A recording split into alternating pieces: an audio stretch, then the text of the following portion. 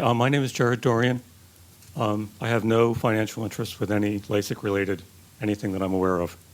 I'm here to tell the story of my son, Colin. Before Colin had LASIK surgery, he was a very confident, outgoing person. There was no sign of any mental illness. He'd never been diagnosed with mental illness, didn't use illegal or recreational drugs, and he seldom drank. This is a picture of Colin at his graduation from Cooper Union with a degree in engineering. As you can see, he wasn't much more than a child. It was a number of months after this that he had LASIK surgery while he was a law student at the University of Michigan. Before the surgery, he had become intolerant to contact lenses because of dry eye, and this is why his justification for getting the surgery. He had large pupils. There's other technical information for all the medical people here. When he was assessed for this, he was warned that his large pupils would be something to consider, but was told that it was no worse than he would experience with contacts. It's actually noted on the medical forms that I found after his death that there was less than 1% chance it would be worse. This is information about his treatment. After the treatment, Colin experienced large starbursts. He said he had triple overlapping images and ghosting off white objects. And he said that he lost contrast sensitivity. He also complained about dry eye, and that made it impossible for him to tolerate contact lenses. 3 times he tried to be fitted with contact lenses but couldn't wear them. This is Colin again, and it's difficult to do this, but I think the thing that best explains where Colin was is to read the last words he left for us. "If I can't get my eyes fixed, I'm going to kill myself. At the time of this writing, I've lived for 6.5 years like this, and it drives me more and more crazy every single day. For a while, I coped fairly well and have gone forward with things I had to do.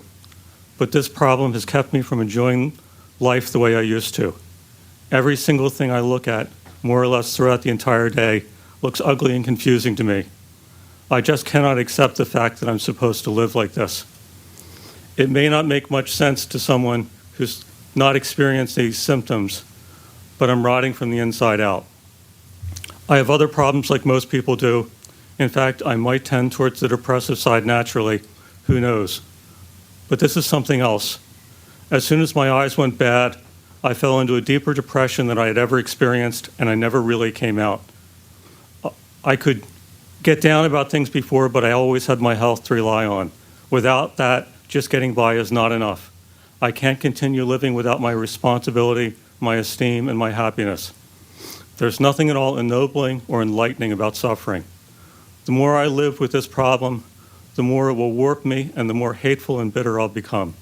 I refuse to picture myself starting a family that I won't be able to enjoy and love because one mistake has so damaged me mentally and physically.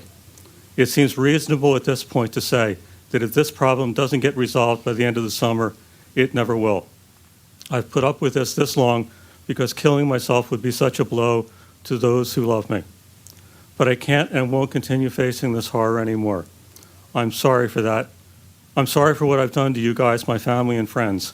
I've been living with this long enough and have gone over and over it in my head long enough that I accept and forgive myself for my mistakes, and I hope you guys can do the same for me at some point.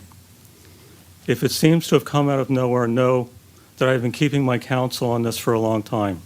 I was incredibly afraid that if anyone found out how badly I was feeling, my only escape would be cut off, and I couldn't risk having what I feel is my only dignified choice taken away from me. I obviously never meant for this to happen, but after the first mistake, I don't know that there's anything else I could have done differently to change things. And I absolutely know there's nothing you guys could have done differently. You may have trouble following this request, but I'm asking that you do not blame yourselves for this.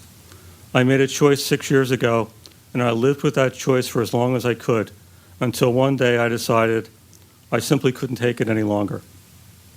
Mom, Dad, Nora, and all the rest, know that I enjoyed the bulk of my life mainly because you were in it. I love you all. I'm sorry, and goodbye.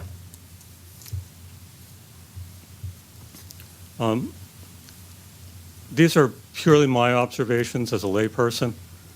I feel that people that are involved with refractive surgery need to take responsibilities for the problems they create, not just point to the successes that they have. I don't think a patient satisfaction survey, no matter how you dress it up or what else you call it, really gives anyone any information about how people are suffering. It doesn't illuminate what happens to people who have bad outcomes. Colin said that it wasn't just a matter of what is high order. Mr. Dorrian, you're Okay, thank you. very, very compelling. Okay. Thank you very much. Thank you, Brian.